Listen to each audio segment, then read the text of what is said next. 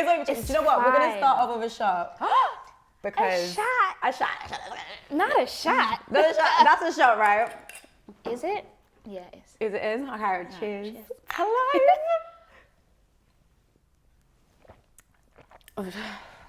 Yeah. This brings back like uni. This is uni. If you could put uni in a bottle. It's that. Even sixth form. I started early. You started early in sixth form. Yeah. What were you doing in sixth form? Do you know what it is? Let me put a bit more. Not another shot. I'll get it. We'll mix. I don't know what I was doing. I had like uni freedom in sixth form. So when I got to uni, I dropped out of uni. Okay. At what year? From first So year? I did first year twice and dropped out. You did it twice. So I did first year and I was like, oh, maybe it's the uni, so I switched uni. And then I went to the second uni and I was like, it's actually not the uni, I'm just not supposed to go to uni. And then dipped out. What were you studying? I studied popular music. Oh, my chest is warm. It's warm, isn't it? I was like, let's warm things up a bit. I studied popular music at Middlesex. Wow, that's a course. Yeah, exactly. They're just throwing courses. I swear to you, everything Popular is music. popular music. And then I studied creative musicianship at BIM. I was like, you lot are just flinging out course titles and taking my money. That's all you're doing. Let me just do it. I just had to leave. I did it for my mum. And then when my mum saw that this ain't, she was like, okay, cool. Just show me that the music thing is gonna do it. And I was like, yeah, the music thing is gonna do it. That's Don't worry. so difficult. Is your mum happy with your journey right now? She's my biggest fan. Was My she like that at the number one. beginning? Yeah. Okay. She's the one that I started doing musical theatre when I was younger. Okay. So she put me into that. She was like, well, I'm gonna live vicariously through you. I wasn't allowed to do any of this. Right. So you go. But she didn't just put me in music. She did like swimming and gymnastics and stuff. And the music just kind of stuck. Like, so all around creative. exactly. It's I think, because where are you from originally? Nigeria. So there's a whole thing of university, school. Like for me personally, my mum doesn't get it. Like she doesn't even understand the creative industry. Period. Does she not? No, she's old school, but she's very. It's what you said. Like show me that Show me it's gonna work. Yeah. Because I know someone tells me this all the time. Like your parents are right until you prove them wrong. Exactly. So you have to prove them. Exactly. But the thing is, it wasn't necessarily like, oh, show me that. It was that to an extent because she obviously every mother worries, but she's like, I know you're gonna make it. I just can't wrap my head around all of this. So just show me what it is. Yeah. It like teach me about da. And I was like, okay, cool, bet. And I've been saying bet. And I've been saying bet ever since. Do you know what I'm saying? I've been like telling her that no, I can do this, I can make money. And she just couldn't. She's like, how? Like I know you're sick, I know you're amazing, I know you're gonna make it. I just don't know how you're gonna make it. How to see it. How to see it. So it's like just show me. And now she wakes up every day. She's like, I'm so proud of you. Oh my god. Did you? I saw you posted on Instagram. She's got Instagram now. I hate it. Oh, she's on. She's following. She's up. Following. No, there was a time where I didn't even know her app. And so she'd come up to me randomly. She was like, oh, that thing that you posted. And I'm like, wow. Thanks, Mom. Why are you there? Why are you there? Yeah. Why are you praying? But yeah, man, she's my number one. She invests. She's like, you need money for this? There we go. Here you go. You need to get that mixed. You need to get that mastered. That's crazy. We're gonna pay this. We're gonna pay that. I'm like, that is so. I think that's a big stress reliever to have that kind of like on your side. At least support. Especially where it's so close to home. Exactly. That's gonna keep you going. It's literally she's my best friend. It's me and her in the house. That.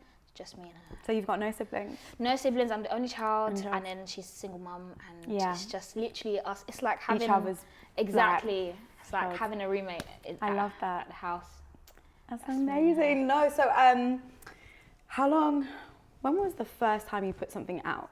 Because I've been a fan since Never Loved. When I first heard, that was the first time I put something out. Okay. Never Loved. Okay, when I first heard Never Loved, I said, "Who is this girl?" Like I couldn't believe the track, and I think that's the thing with R&B from the UK. I don't want to say it's not done well because that's not true, but we don't just hear a lot of it. It's not accessible to us as much as everything else, maybe because it's just not promoted enough or whatever. So I heard Never Loved, and it was pure R&B. It was R&B to the T, and I was just like, oh my god, this girl's amazing. This girl is so sick. Thank you. How did Never Loved come into the making? Okay, so before Never Loved, that was last year, February. So February 2019. Wow. That was the first time I ever put out like a single. I had been in the studio for like 7 years. Well, I had been in the studio for 7 years. Wow. So I had been in the studio for 5 years prior to that, just developing, learning how to write, learning how to do everything, because I met my management when I was 17. Okay. And they like slapped me in the studio and said, yeah, write a song. And I was like, bear in mind, when you come from like musical theatre, you're used to performing. So they'll give you the song, it's already done. I haven't done all the behind the scenes stuff. You just want me to perform it, I can do that.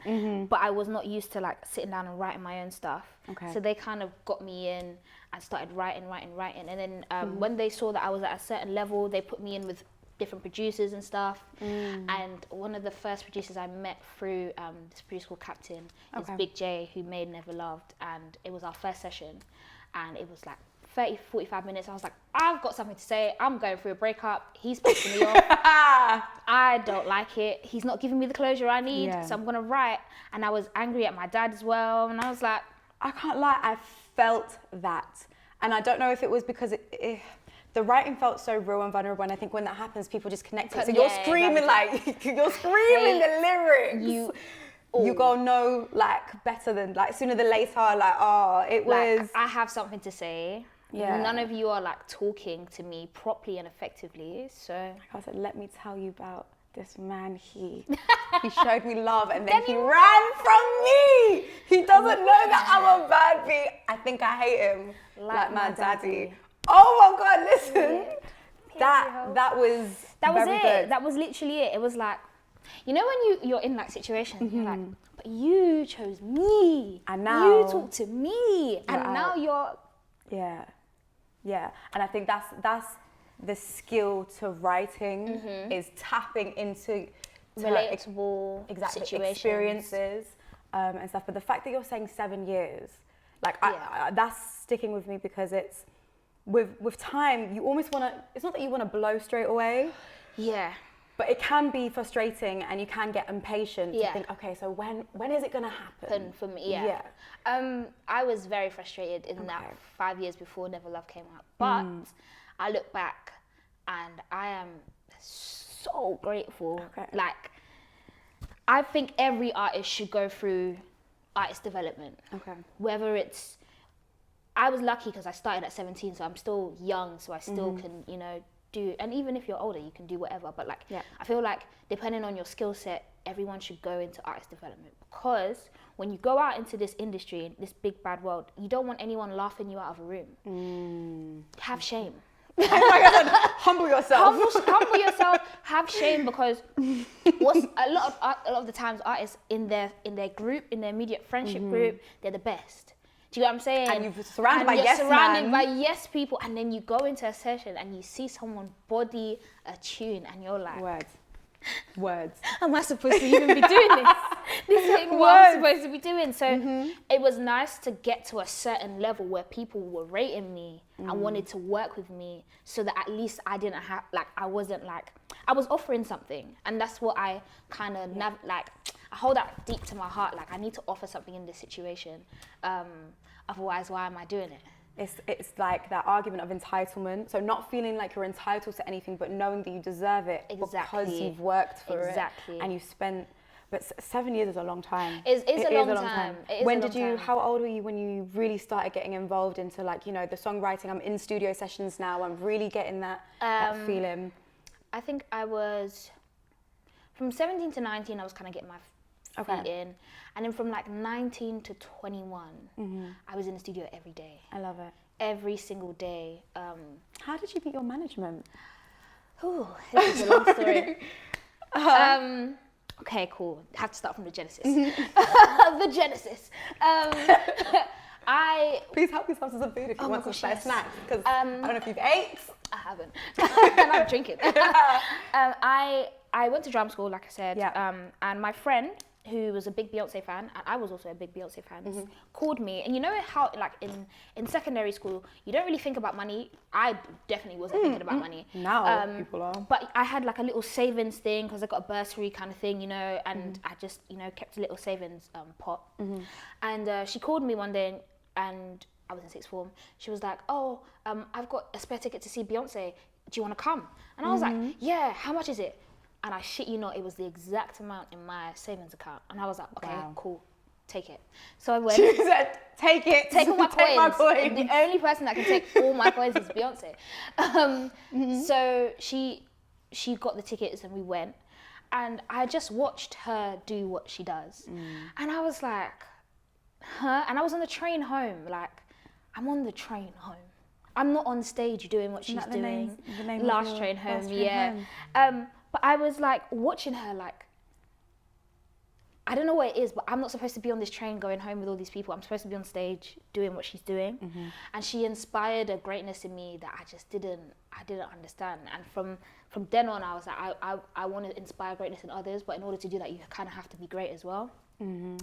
So I was like, okay, cool. My school did these like summer shows and stuff, and I was like, I'm gonna perform Flawless with like 700 dancers. I'm gonna hold auditions at school, and everyone.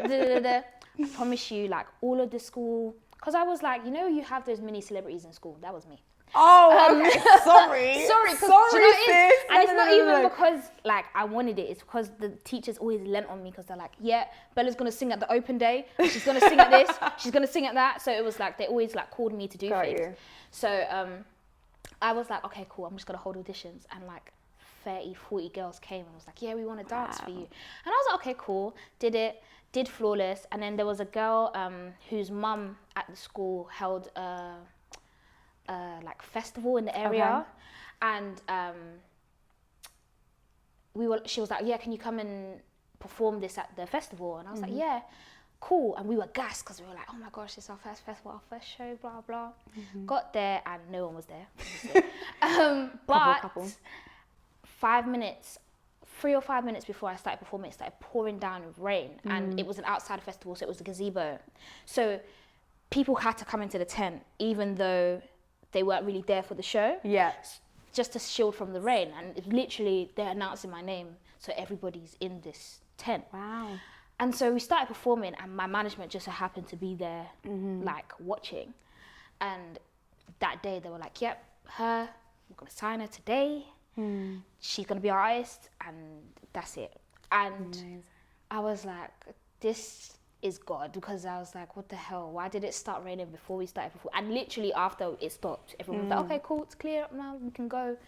It was kind of Divine intervention. seriously Like everything from the story of Beyonce having the number in the count to spark something to get to performing, to get into the tent, to the rain. Thanks God for the rain. Thank God for the rain. That's why I never like, I hate rain, but like people in a metaphorical kind of sense, I thank God for the rain. I love the rain. That's deep. It's deep. That's actually deep. I love the rain. People see it as troubled times. I'm like, you don't understand. My mum always says, see, with a catapult, you have to like bring it back before it goes forward. So always a setback before a thingy. So I'm like, yeah, cool. That's how I'm gonna live my life.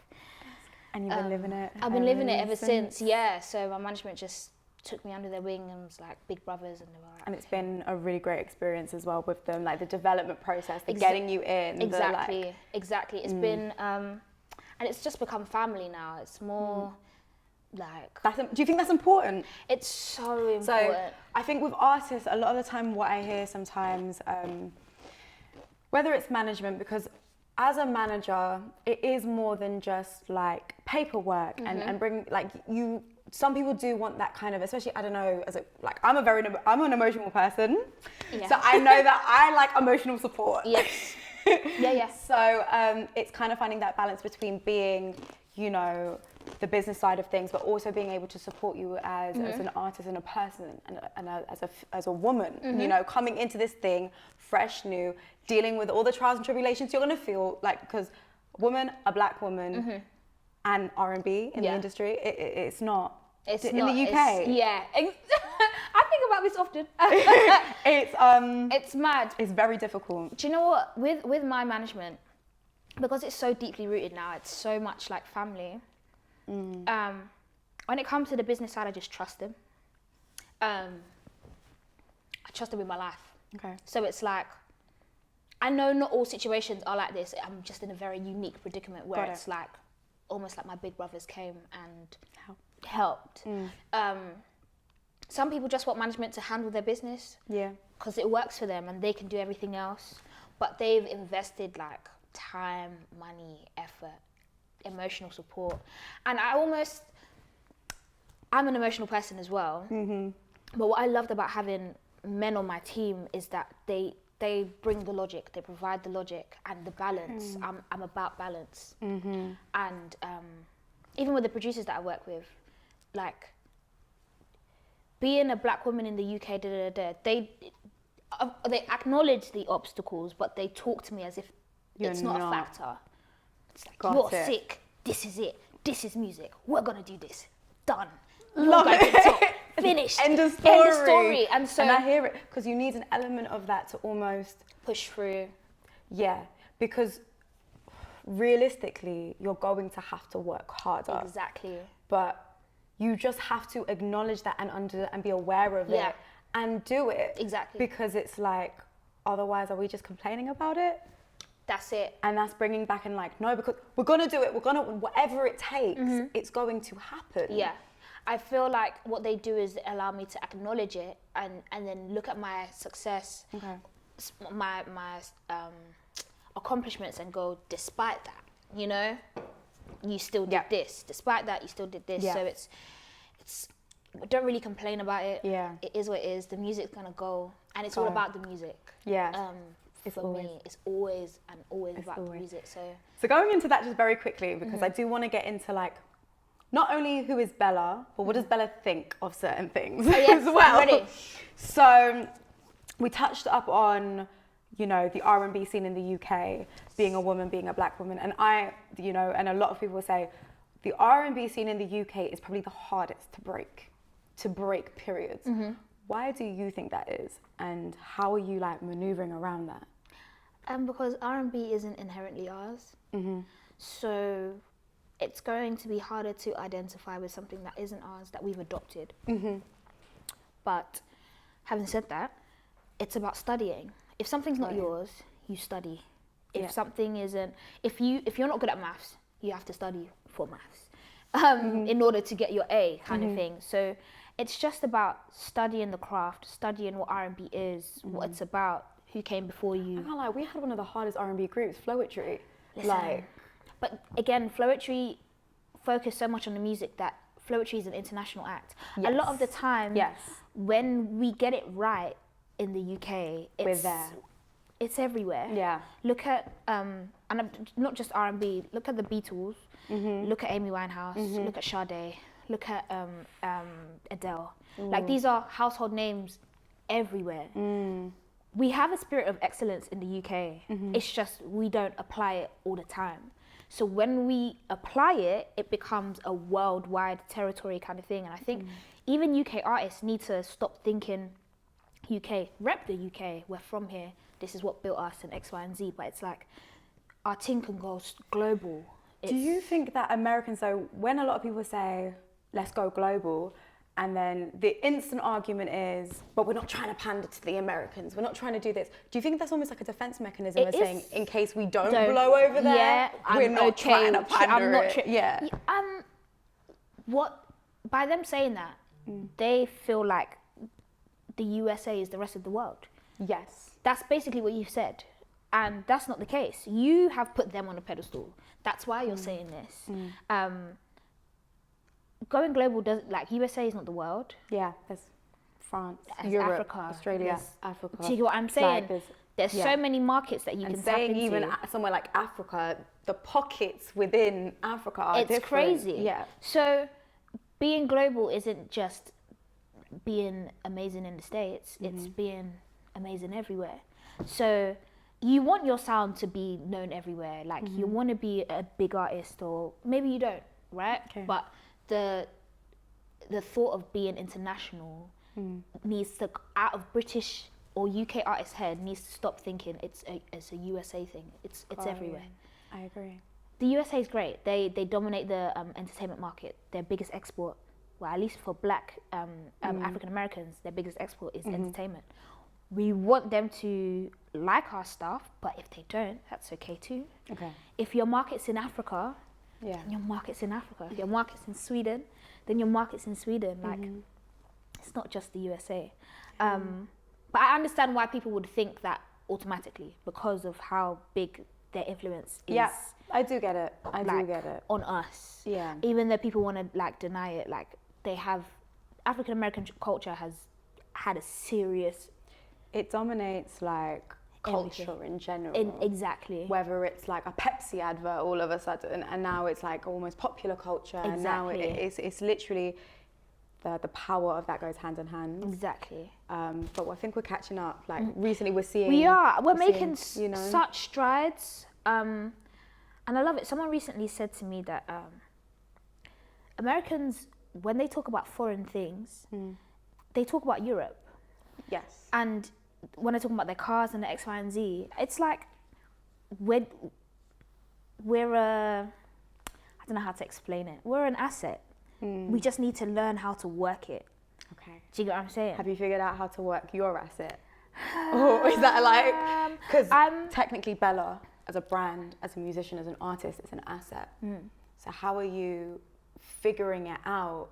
You know, and I don't necessarily like the word up and coming artist either.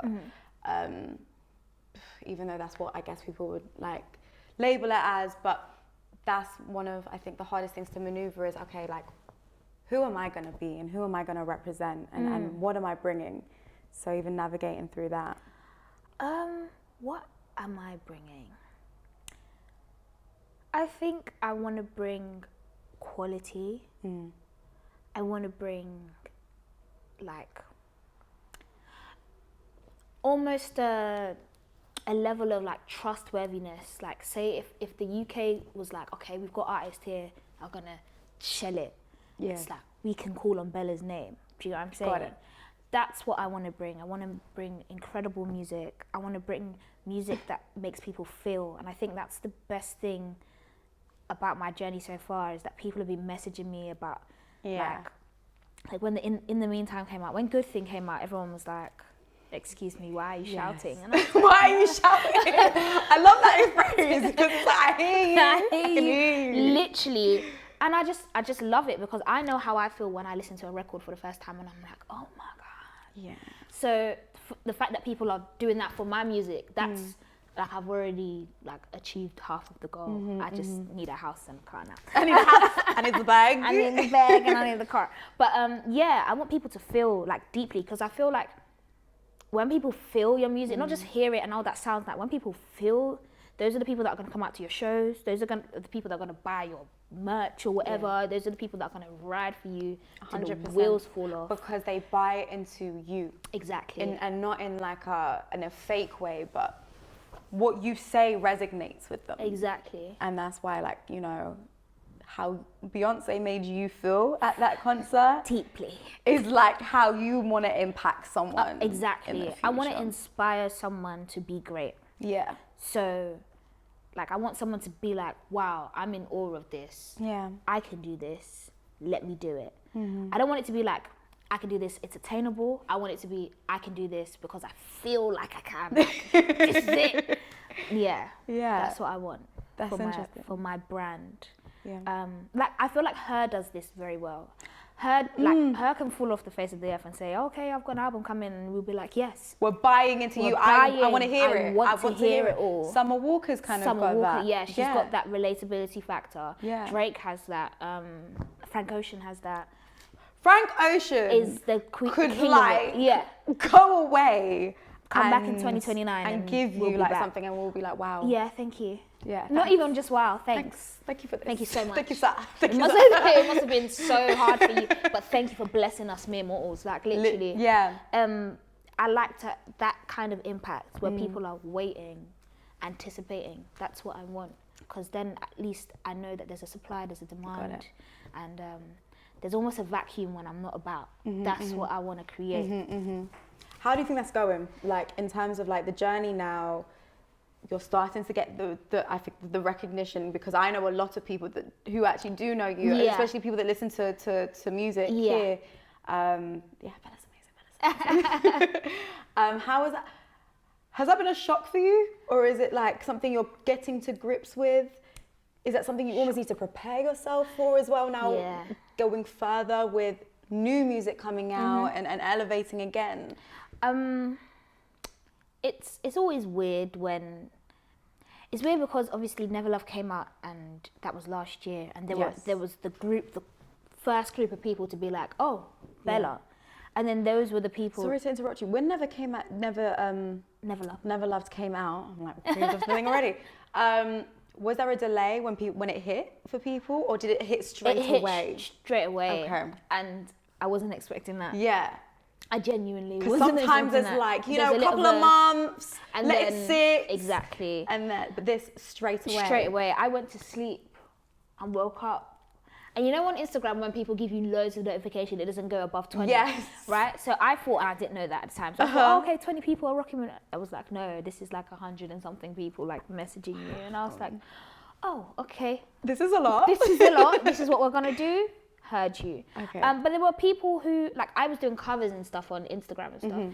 So, and because I had been working behind the scenes in the industry and stuff like that, there were people who were waiting for me to create music and put it out. Got it. But they didn't know when or where. So when Never Love came out, it was like, finally, we can champion Bellah. But yeah, so when Never Love came out, there was the core people that were like, this is sick, I'm a fan, I'm going to come out to shows and da-da-da-da. And because I had such a long break, you know, life happens. Yeah, of course. When I put out In the Meantime, there was this whole new wave of people discovering me for the first time. And sometimes as an artist, when you put out something, you feel like this is your plateau. This is all the people that are going to ever hear or know about you. So when In the Meantime came out, I was like, oh, there's still so much. It's not that I'm bad or my music's shit. There's just a lot of people that I haven't tapped into. There's a lot of market that I haven't tapped into. And I've been realizing that with every release, every single, like there's a new group of people that comes my every way. time. Exactly. And it's like, it's gonna keep on growing. happening. And I like that. I like the fact that it's like, okay, cool, this song brought you to me, and now there's a whole catalogue for you to go back to and see what you like and all that good stuff. I know you're releasing soon. Soon. Great soon, you know. We'll edit this part out, but by the time it comes out, this will be here. Yes. Mark. Can we expect any features, any crossovers? Can we see anything? Not on this project. This is just unapologetically you. Straight Bellah from Is that a with deliberate Ari decision? Penn-Smith. Ari Penn. BVs. Oh, Ari Penn's amazing. He's incredible. And it's people like him and that whole group of them, like the P2Js, that remind me that because your name isn't the loudest, doesn't mean you're not one of the best. And yes, we have some very, very talented people whose names are out there. Yeah. But when we think about the UK music scene, sometimes we like to dismiss talent, but we have so much talented. We have the songs that the whole world is rocking to are created by these group of people. Come on, but we don't know. We don't have the. Bear in mind, right?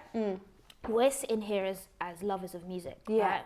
So we are more interested in what goes on behind the scenes than the regular average Joe. True.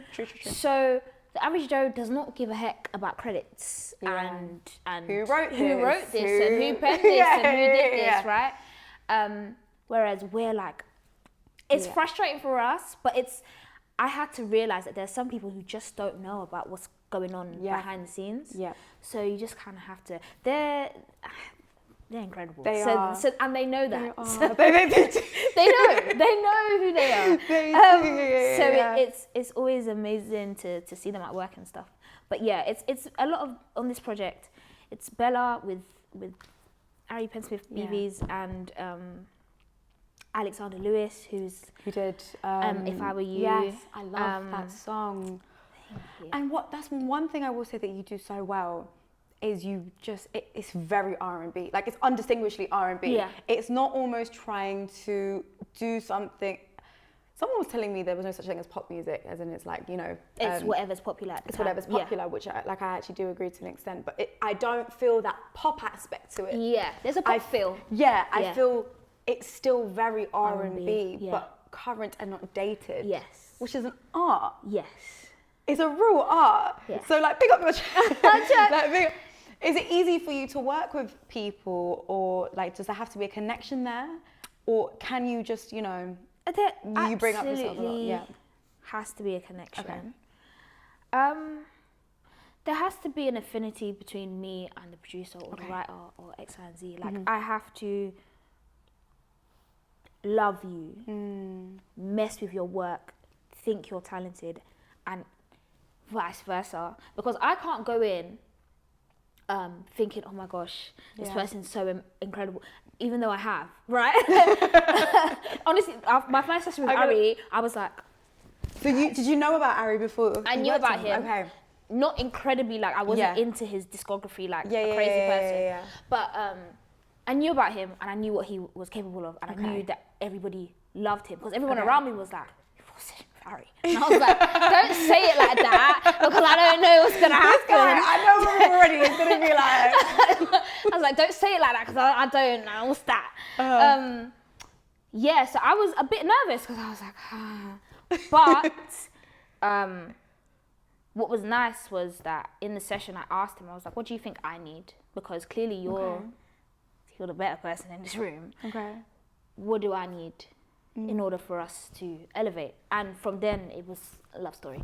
Wow. But and with Alexander Lewis as well, I heard some things that he did with someone's on my management team, Kenneth Barber, who's an artist, and he was creating with Alexander Lewis at the time, and the music was insane. And I was like, I've got a session with this guy, and I don't know how I'm gonna do that. And then we made Peanut Butter Hazel, which was on my first Peanut Butter Hazel. And I was like, oh, okay. And then we grew Love Story. It was just, there has to be a chemistry, there needs to be a synergy. I need to feel comfortable to try things, and comfortable enough for you to be able to correct me in a way that's constructive, that's not like harsh, because I love to learn, but I kind of black out where it's like, yeah, okay, cool, no, this is not working, and it's like, no. What's that sign of you? Like, I'm a Scorpio. Really? Oh my God. Did you not see it? Look at you. And you're repping Scorpios too. Absolute shambles. I'm the greatest, most amazing Scorpio you ever you don't give me Scorpio energy. Exactly. I can't lie. Exactly. No, I still rep my sign. Okay, yeah. But people always were like, oh, Scorpio. I'm like, no, you love us really. Because it's that emotion part, actually, because when you shut off when things are harsh. Do you know what it is? I'm really intense. Okay. So, like, I'm intense about the music, I'm intense about learning, I'm intense about anything I do. I'm really like, I have to do it. Yeah. So, I'm not opposed to people telling me, like, okay, cool, let's try it this way, or let's do that. Or teaching me, hey, when you do this, maybe do that, blah, blah. That to me is like, okay, cool, we're going to make this the best thing that it can be. When you don't have that synergy, sometimes it can go either two ways. Sometimes someone's too harsh, or sometimes people are so like, oh my gosh, it's Bellah and her voice is sick and that they don't push me. Okay. So it's that balance. Finding that balance. It is that balance. Like, it is that balance. I know you can do better, so let's do better. Yeah. I like those people. Those are the people that I click with, because it's like, you get the vision. I get the vision. I want to be the best me that I can be, and these people can like draw it out of me. And kind of just going into now, propelling into the industry. Have you seen quite a lot of support from people around you? I have. And like, who do what you do? Like, you know, artist support or... I have. I've seen a lot of support. A lot of artists that have like reached out and been like, yo, I think you're sick, and X, Y, and Z, which is nice. I'm a loner in the sense of I do feel that element. Yeah. You're not in the mix. I'm not in the mix at all. You're not in the mix. Not that I don't care to make friends, but you don't care at the same time. I don't care to make. It's that calculated, chess played, selective. My energy is everything. Like, I don't want to.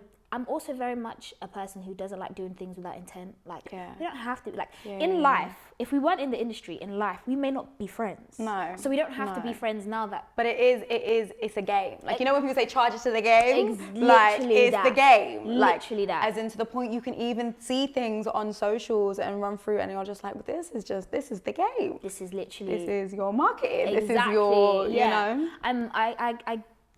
if you're not like BTS with me, I don't really Got it.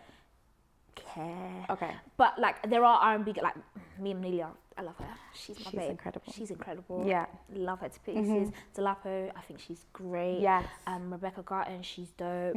Like, these are people that I can have conversation with and X, Y, and Z. But like, I'm still very much like, okay, this is my bubble. But I think everyone's dope, and lots of people have reached out to me, and it's been cool. It's been really good. It doesn't feel like forced, or I don't get that like side eye. And even if I am getting side eye by people, I don't care. Yeah. I'm a firm believer in like, if I'm running my race, I can't look left, I can't look right. I have to finish this. So I don't feel that energy with anybody. I absolutely love that. And coming just to wrap things up with this project. Yes. So what do you want this project to say more than anything? Okay. I want this project to demonstrate growth. Okay. There's a lot of growth since Last Train Home. Last Train Home I made between the ages of 19 and 21, and you can hear a 19-year-old and you can hear it. So it's just more vulnerability, more growth, more expensive sounds. I got the budget now, bitch. I got the budget. It's R&B still at the core, but like there's R&B influences, like as in it's R&B at the core, and then there's influences from other people, from other places and stuff. Yeah, man, just growth, vulnerability. It's called The Art of Conversation. So just I want people to understand. There's like songs on there that I'm not even talking to a person, like I'm talking to things. So like I've got sickle cell. So there's a song in there that I'm talking to sickle cell as if it was a person, and there's a song in there I'm talking to music as if it was a person. Just loads of conversations, and I feel like that's one thing that we can all relate to. Everyone has conversations, and sometimes we're afraid to approach them and X, Y, and Z. So sometimes the hardest conversations are the best ones. Exactly, it's where the breakthrough comes. So I want people to just be involved and immersed in it. I love it. I can't wait. I can't wait. It's gonna be beautiful. So I pray so anyway. Yeah. Amazing, Bells. Thank you.